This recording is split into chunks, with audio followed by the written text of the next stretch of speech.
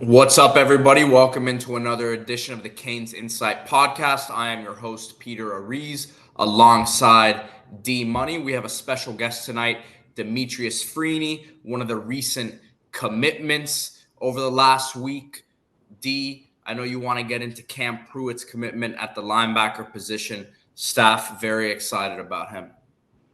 Yeah, and a lot of news to get to from the weekend. Multiple 5 stars on campus. We've been all over it, dropped the bank, a very loaded episode, or a lot of exclusive insight posted on the CanesInSight forums and the CanesInSight front page. If you're not on the CanesInSight forums, 6.3 million post and counting. Get on there. You follow all the latest content. Also, Canes.Insight Instagram, posted on there. Like and subscribe to this podcast so you get the latest, including the CanesInSight live stream on Thursday with Peter every Thursday night. A lot of stuff planned there. Might pop in and drop some more exclusive news that comes out between now and then because things are happening so fast. Only way you can keep up is by liking and subscribing, getting the latest from us, and then staying on the CanesInSight forums, which updates pretty much every half second. Again, 6.3 million posts. That's a lot of action. Anyway, so Cam Pruitt, linebacker out of Mobile, Alabama. Miami really, really excited to get that commit. If you've been listening to this show, I've been talking about him being on top of Miami's board for more than a month now. This is not something new with Cam Pruitt. Miami's been liking him. Watch his film, and very quickly you will see why Miami's after him. Mario Cristobal had a very long sit-down interview with Josh Pate where he went through what he saw in evaluating last year's film and seeing what went wrong for the Hurricanes on the field. He said the offensive line was subpar. You saw that being addressed in recruiting and transfer portal. Then he also said the second level, the linebackers, were not knockback tacklers. He said we were a drag-down operation, to use his words. Watch the first 3 plays of Cam Pruitt's highlights on Huddle, which you can see on CanesInsight.com, and you'll know exactly what he brings to the table as a striker. I mean, he's knocking guys' heads off, knocking people back, just a natural thump and striking ability when he tackles. Not the biggest guy, 6'3", legit. I think they measured him at 6'2.5" on his visit. He'll be under 200 going into his senior year, but they expect him to be in that 210, 215 range. And Peter, you know this from working in the NFL space. The modern linebacker, and I was told by Miami, they're looking for the modern linebacker, is somebody like what you see with the San Francisco 49ers. Safety athleticism. Pruitt's listed as a safety on 247. Show you his athleticism. He'll be a linebacker for Miami, but has that safety ability. Also a basketball player. So you got that safety coverage ability, the ability to run sideline to sideline, but still able to strike and tackle you and bring you down. So, Pete, I mean, again, you were in the NFL space with your agency, so you know that's what people are looking for today. You aren't getting these downhill thumpers. You need guys who can play all 3 downs. One of our clients, Darius Leonard, the highest paid inside linebacker when his contract was done, at the time, he was a guy who he may not be a thumper like Coach Cristobal was describing, but the movement ability, these aren't guys with thick waists. You're looking at guys with, again, movement ability, sideline to sideline, can cover like you mentioned. Right, the versatility at that spot is an overlooked position in today's game. But if you can get those guys, then you're really changing the landscape of your defense. So switching over to the other side of the ball, another player that you've been all over his recruitment, and I know you feel good about where the Canes stand, Elijah Lofton. Any news there? Elijah Lofton, asked the Canes about him. That what I heard back, one of the best football players in the nation.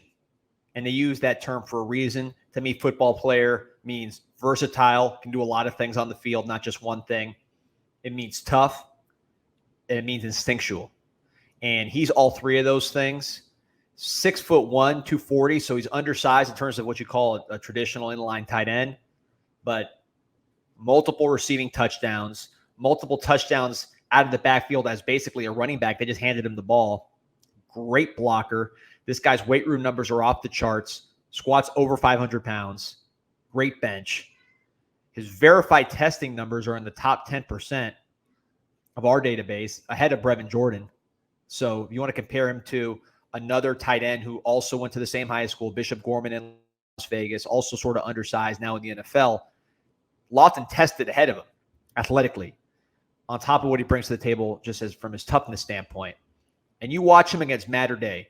So Bishop Gorman, one of the top 10 programs in the country. They played Mater Dei, arguably the best program in the country out of the Los Angeles area. And this dude lined up wide, double move on the corner, probably a D1 corner, smoked him for about a 60-yard touchdown. First clip. Second clip, he's in the slot, I believe. They're throwing him a quick screen just to get the ball in his hands because he's such a good runner after the catch. Bad pass, gets intercepted. He runs him down, shows off his speed. And I was told by Miami, this guy runs way better than people think. This guy's an athlete. Runs the guy down from a full stop and then knocks the ball loose. Bishop Gorman recovers. So you see on just those two clips, the receiving ability, the versatility, the ways they try to get the ball in his hands, the effort, the speed, the strong hands to knock the ball loose. He's got the whole package. He also is an inline blocker. Again, he can block in space. You put him in the backfield, the fullback. He's the kind of guy that a Bill Belichick, a Sean Payton, a Kyle Shanahan, Mike McDaniel, Lincoln Riley use a ton of these H-back types at Oklahoma. The good offensive coordinators, the good offensive minds love versatility because it allows them to be more creative. A guy like this can do so many things with his ability to knock a linebacker in the hole, to hold up against a defensive end if he's an inline blocker, to split out wide, to line up in the slot, to make someone miss after the catch, to run with the ball if you want to just hand him the ball. He can do so much, and I think that's why Miami values him so highly, and I expect him to join Cam Pruitt as Miami Hurricane commits, which would be a great week on what was really a strong visit weekend we'll talk about. Yeah, he's a mismatch creator, and you can kind of hide personnel with him on the field as well. You just mentioned the big visitor weekend. If you weren't following it on CanesInSight, then you were doing it wrong because the updates were coming in all weekend on the recruiting board. That's the place to be. Everyone's on Twitter and trying to find the updates. Everything gets posted there on the message board. So if you don't have a free account on CanesInsight.com, listen, we've been around long enough at this point, 10 plus years, right? Go on there, make a free account. It's where you can find all the action. But if you're listening to the podcast, you probably have an account on there. If not, then you got to get it done. But D, coming off of that big visit weekend, right? What are the overriding things that you're hearing? Obviously, fans are always looking for the commitments coming off these big visit weekends, but you've outlined it the weeks leading up to this visit weekend that wasn't the expectation coming out of it. It's a different era of recruiting, although you did get the Cam Pruitt commitment, right? What sort of progress was made for the staff this weekend? It was an unbelievable weekend, and people are not going to get the same commitments out of these weekends that you might have had in the past. These kids are going to go through the process. They're going to get their NIL leverage up. Even with the school they want to go to, they're still going to try to get the most NIL they can get, use leverage from other schools. There's agents involved. It's a whole new ball game, much more akin to what you're used to, Pete, in the professional sports world. So don't expect commitments right away. But in terms of making moves, the moves were substantial with big-time players, 5-star talents. So we'll start with Aiden Breland out of the Los Angeles area. For my money, the most impressive defensive tackle I've seen. Just watching highlights, the twitchiness, the athleticism, off the charts. There's a reason he's a 5-star. Miami made a huge move with him. I'm told Miami maybe the leader there with Aiden Breland. He made an unofficial visit as well a couple of months ago. So he's been on campus a bunch. Followed the visits, especially with a kid coming from across the country. Aiden Breland, Miami's doing a really, really nice job. Oregon's still there. Georgia's still there. But Miami is firmly in that mix, and I think Miami feels very good about where they are. Another guy Miami feels very good about, Dylan Stewart out of Washington, D.C., the edge rusher. Miami thinks he's a potential number 1 overall pick. This is someone who's, again, visited multiple times, just like Breland on his own dime. Really excited about being potentially coached by a Hall of Famer like Jason Taylor. Georgia's in the mix, some other schools in the mix. But remember, this guy's from Washington, D.C., so no hometown school, no SEC slant or anything like that. He's a city kid. I think that bodes well for Miami. I think Miami had a great visit with him this weekend, and he's someone that Miami thinks just the physicality and the aggressiveness that he plays with makes him a special prospect. Again, potential number 1 overall prospect. I heard that about Sampson last year, well before Sampson committed. Early in the process with Sampson, they were saying that. I reported on CanesInSight. They've been saying the same things with Stewart. So that's a one to watch. Mine feels very good there. And in terms of the biggest move upwards, I would say Colin Simmons out of Duncanville, the edge rusher, another 5-star. Miami really moved the needle with him, with his mom. Again, more of this is the Dallas, Texas kid. Miami used to do really, really well with Dallas, Texas. Talk about Jesse Armstead, guys like that, who Miami were able to pull out of that area in that era. They can do that again. There's a lot of love for Miami in Dallas, Texas, just because of those great teams. Now those guys have kids of their own. They have their uncles, grandparents, people that follow the Canes. So that's an area I think Miami should do more work in. And a guy like Colin Simmons had a great visit and really liked the city. His mom had a great visit. Jason Taylor, again, doing great work there. So he's a name to keep an eye on. And then David Stone, the 5-star at IMG, originally from Oklahoma. He had another great visit. He's visited a ton too, multiple times, probably more than anybody we've talked about as far as the volume of visits. The thing with him is he's the kind of guy where every time he goes on a visit, he's telling people what they want to hear. You've worked with folks like that where they get that visit high. It's hard to read and say, all right, we're doing great with this guy.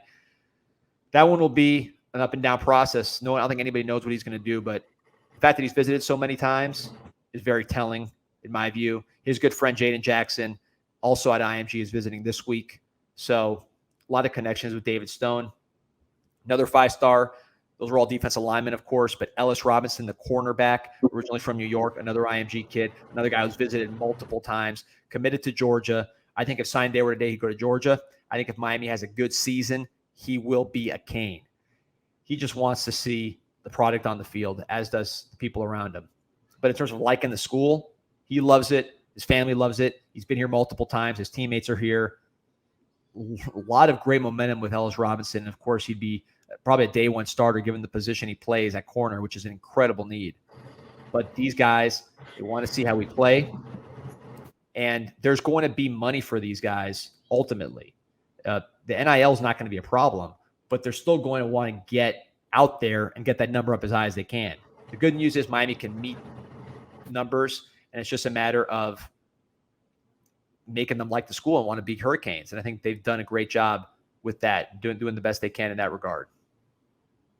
So, again, a whole bunch of updates on the bank other than what you just mentioned right now. And if you haven't checked that out, go to CanesInsight.com. Tomorrow night, we're recording it the night before, but it'll be tonight, Thursday. We will have another edition of Canes Insight Live as we do every week. Check out the Canes Insight Shopify. If you haven't checked out our merch, the Canes Insight Originals, you have the Canes Insight logo shirts, which is the classic shirt if you want to rep Canes Insight, but we have some other stuff on there Champion as well. hoodie. The Champion hoodie, top of the line material there. So we've got it all. And again, I expect us to have some more launches before the season starts, of course. Yeah, so look, show your support on there. I'm going to get another plug in. If we're giving you the exclusive info on the 5 stars, we got to get our plugs in. So last one, Underdog Fantasy, promo code CIS. Get $100 for signing up. You can play right away with that $100. You use promo code CIS. This is the time to be signed up for Underdog. There's no other sports going on besides baseball and a couple other things. The end of the Stanley Cup playoffs. Golf, U.S. Open this week, man. Come on. Well, listen, if you want to spruce up the sports calendar, lay some money down. I'll put my picks up here. I got Shohei Ohtani, Ellie De La Cruz, Luis Arias, baseball. Just, you can go over-unders on their daily performance. Really, might be just your average June game. Add a little excitement to it, to those at-bats, and really spruce up the sports calendar. Underdog Fantasy, promo code CIS, $100 just for signing up. So some more visitors I want to get through.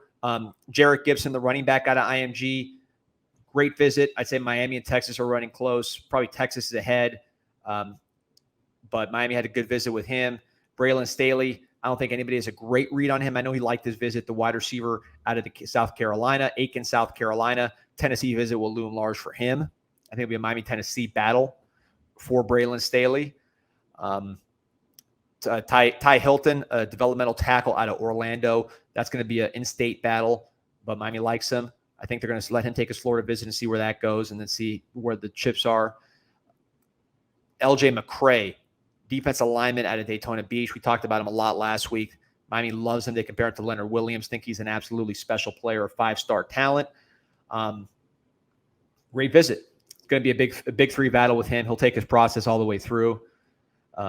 Sion Leohu, I'm sure pronouncing it right, top junior college corner in the country out in California. He also had a good visit, but he's another one where the process is going to play out there with him. Linebacker Keyshawn Flowers from Maryland. I think he had a good visit as well, but the name I'm really watching at linebacker is James Nesta. I think Miami would love to add him to the fold. The linebacker out of Charlotte, baseball player, mid-90s fastball, visited last week, or a couple weeks ago, visited North Carolina last week. He's got Oklahoma on the itinerary. Miami's pushing really hard for a commitment there. They love to lock him up. They think he's a total stud with the athleticism, the versatility he brings. He can play in a strong side linebacker, lining up over the slot. He can play inside. He can rush the passer. 6'4", again, super athletic baseball player, speed.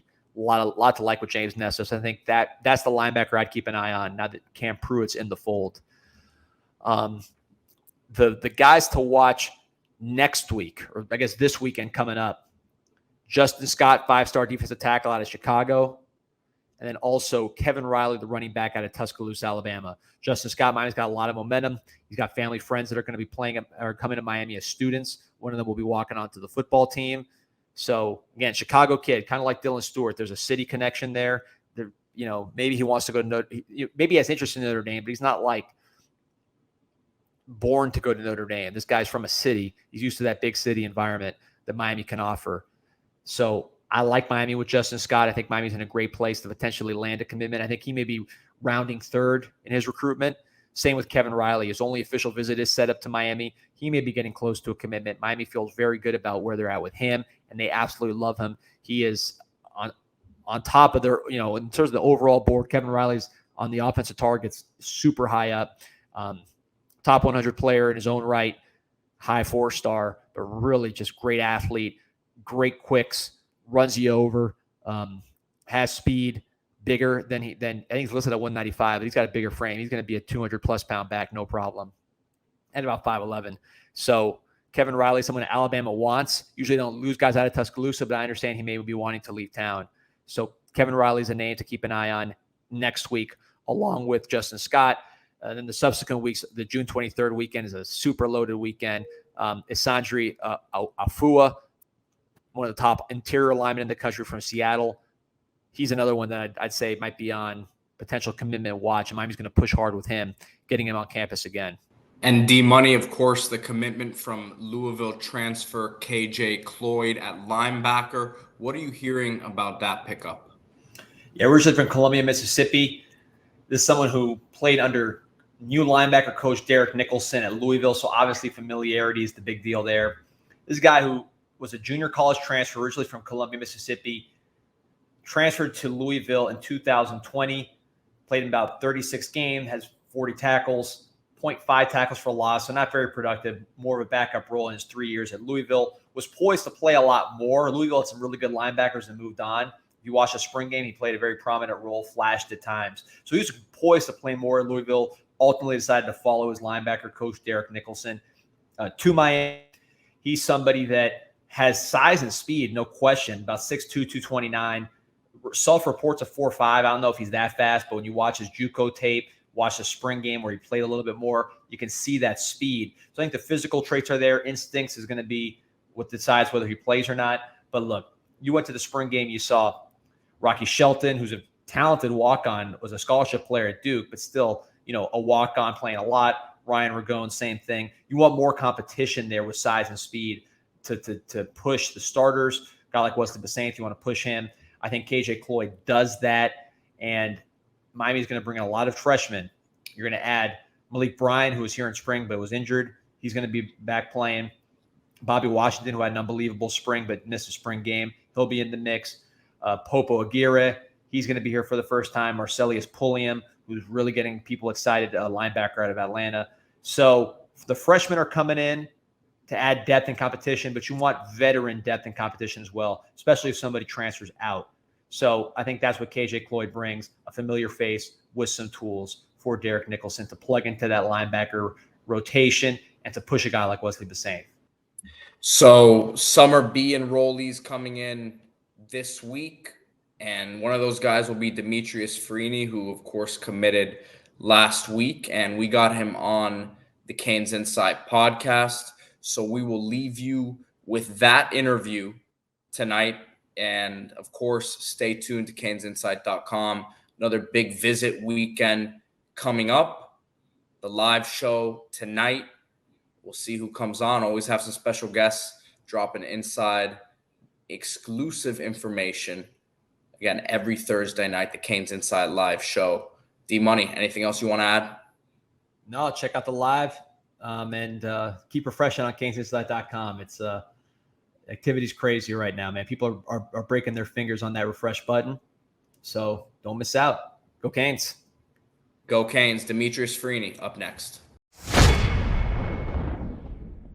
I'm excited to be joined now on the CanesInsight podcast by recent commitment Demetrius Freeney, cornerback out of Cali, making his way all the way down to South Florida and going to be joining the University of Miami very soon here in Summer B. So he's a guy who will be part of this team this upcoming season. Demetrius, man, I appreciate you joining me today. How you doing? I'm doing great. So recent commitment to Miami, man. Talk about your decision. I know it was kind of a quick turnaround from them offering you to obviously joining the class officially. So can you just talk to me, break me down the decision? Yes, I had a bunch of great schools to pick from.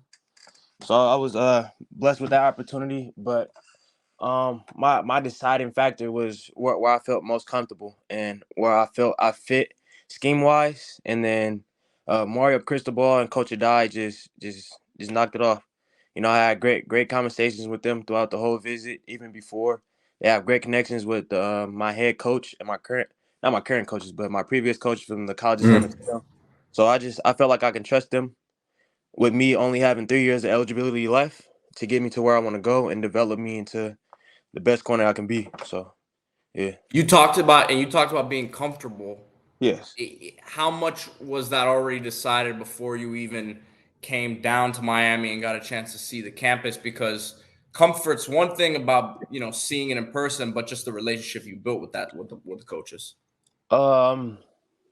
It wasn't so much built before I got down there. It was Right. it was pretty good just to have the bond before, but being there and just being in the atmosphere, it reminded me of home. So for sure, once I got down there, that was like the deciding factor. The Cali to Miami thing. I mean, are you yeah. are you worried about that transition at all? Because it's a little bit different. The people Yeah. are a little bit, Cali dudes tend to be a little bit more laid back. Yeah. Miami is a faster place. Yeah. Are you excited about just getting into a new atmosphere like down here? Yeah. How are you kind of looking at that transition? I'm excited for it. Wherever I went, it was going to be a change in scenery for sure. So I'm the type of person to like to adapt to where I'm at. So I feel like it'll be an easy transition. I mean, you're a JUCO guy, so Yes, you've had to learn how to adapt on the go. Talk to me about how this year in JUCO has kind of molded you and gotten you ready for the opportunity at the D1 level. Oh yeah, it helped a lot. I was blessed with a great corners coach and Coach Amari Green. This was like my first year really playing corner, transitioning from quarterback. So yeah, I learned a lot. Technique wise, I'm pretty smart. Football wise, football knowledge. Just I played quarterback, so that was easy. But just learning the techniques, kind of being away from home more. It's not high school no more. Kind of like living on your own. It's still college, so it's kind of like free.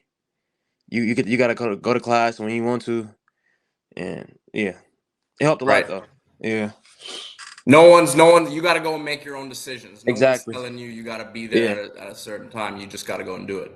Mm. So you mentioned the transition from quarterback to corner, Yes. and most people wouldn't realize how many things you can take from being a quarterback to playing the cornerback position. If you could kind of just talk to the fans out there about, from the football IQ standpoint that you just mentioned, what you can take away from your days playing quarterback and now, playing the defensive back position. Just personal cues that you notice, like the receiver split, route recognition. He's past 10, so it's only so many amount of routes that he can run. Yeah, just scheme. So if you say a slant from from two, it's an in breaking route from one. It's just things like that you take from the offensive side that makes the position real easy, and you can play faster and just be confident. Really. I feel like there's a lot of times, guys who have played receiver go make that transition to corner. But a lot of times those guys are just being told, hey, run a go route. We're going to throw you the ball behind the line of scrimmage. You go make a play. So although they have played receiver and they're going to be covering those guys, as a quarterback, you have to understand the entire field. And it's not just what's in front of you on the opposite side, but you probably understand better what the safeties are going to be doing, what the linebackers in front of you are supposed to be doing. So all that has to help. Yeah, for sure. So you mentioned your fit at Miami, and you talked about your relationship that you obviously have been building with Coach Adai. Yes. What, from a scheme standpoint, in Coach Guidry's defense that he's bringing to Miami, where do you see yourself fitting in? And what do the coaches tell you about your game and how it could fit into the scheme they're going to be running? They know that I'm very knowledgeable when it comes to like football. So like I said, that's gonna play a huge role in their zone concepts. Like misconceptions, showing the quarterback different things. They feel like I can do a great job at that. And then they also run the 4-2-5. So with 5 DBs out there, it's a lot of opportunity with a lot of talented guys in that room, and then just the ability to press. I excel and press, getting hands on early. I'm pretty long, so they feel like I do a great job in press, and they wanted some press corners to come in and really allow the D-line to attack really. When you look at the other schools that you were kind of considering, right? What was it about Miami that put them above the rest? Like I said, yeah, it was a bunch of great schools. It was just me and my dad just went off fit and where I felt more comfortable. It wasn't a why not any school. Every school is great. It was just where I felt comfortable at. Did you grow up a fan being on the West Coast of any of the schools out there? I mean, did you follow Miami at all growing up? Talk to me about that. Oh yeah. I followed Miami for sure. I didn't get a lot of offers from the West Coast schools. Most of my schools are like out that way. So I always dreamed of playing for Cal, but I didn't get the opportunity. So Oh well, their loss, right? Yeah, exactly. What have the coaches at Miami told you about your ability to come in and play early? Because look, like you said, you have 3 years eligibility, so you're not trying to come in anywhere and I don't want to say waste time, but that's essentially what it is, right? So that had to be a big part of your decision, and just playing time being up for grabs right now. Yeah. So with Coach Cristobal, he's dealt with a lot of JUCO guys, so he knows like my situation really. So I feel real confident in what he has planned for me really. Right. Yeah. So you're getting in. I mean, Summer B. When is that? What date is that? Coming pretty soon, right? Yeah, it's coming real soon. I'm flying out tonight, so I think it's next week. Wow. So you're here, man. I mean, we'll wrap it up with this. What's your message to Canes fans out there? Because I'm sure you may not have been ready for that. What comes when you commit to Miami, the social media craziness that comes with it, the fans on there, they're on there all the time, and they love to see guys like you join the team. what's your message to them who are going to be listening to this and watching this podcast? I just want all the fans to get, to Hard Rock and get that thing rocking, because it's something coming for real. It's Coach Cristobal is building something great, and I'm really invested, and I just fill the seats. That's my message. Fill the seats.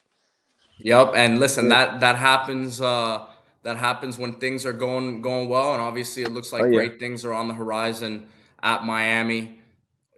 This upcoming year, you're going to Yes, be sir. part of this change, and the fans are obviously excited to see this new defense. So best of luck to you as you enroll in Thank Miami you. over this next week, and the Canes fans are excited to see you out there. Yes, sir. Thank you.